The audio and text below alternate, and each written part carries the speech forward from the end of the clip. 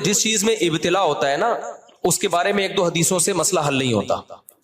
ابتلا کا مطلب صحابہ کرام، یہ جو عرب ہے یہ تو تین طرف سے جزیرہ ہے، جزیرہ نما ہے ان کے یہاں، تو تینوں طرف اگر سمندر میں مچھلی کے علاوہ بھی مخلوق حلال ہوتی تو کسی ایک صحابی یا تابعی سے ثابت تو ہوتا کہ انہوں نے جھینگا یا کیکڑا کھایا ہو، جبکہ کوئی ضعیف حدیث بھی ہمیں اس بارے میں نہیں ملتی.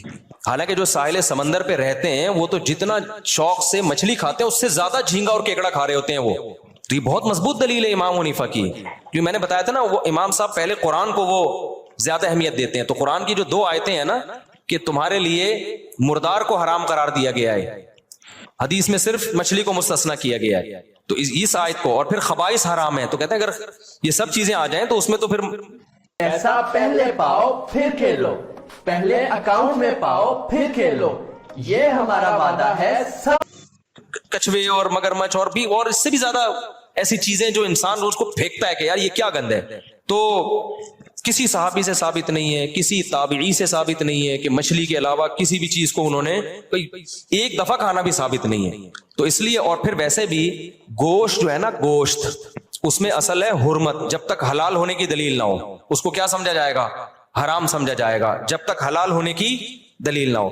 تو سمندر کی دیگر جتنی مخلوق ہے اگر دلائل اس میں ٹکرا رہے ہیں کہ پتہ نہیں حلال ہے حرام ہے، تو جب تک حلال ہونے کی واضح دلیل نہیں ہوگی شریعت کے اصول کے مطابق اس کو حرام ہی سمجھا جائے گا، کیونکہ گوشت میں شریعت نے احتیاط کا حکم دیا. اس کی مثال ایسے ہے کہ جیسے آپ نے کسی جانور کو اللہ کا نام لے کے شکار کیا، گولی لگی اور ادھر سے کسی کتے نے بھی آگے مار دیا اس کو. اب آپ کو نہیں پتا چل رہا کہ یہ آپ کی تیر کی مثال دے رہا ہوں میں، زیادہ بہتر ہے کہ آپ کے تیر سے یہ مرا ہے یا کتے کے کاٹنے سے مرا ہے، تو وہ حرام ہے آپ کے لیے، کیونکہ اس میں کیا پیدا ہو گیا؟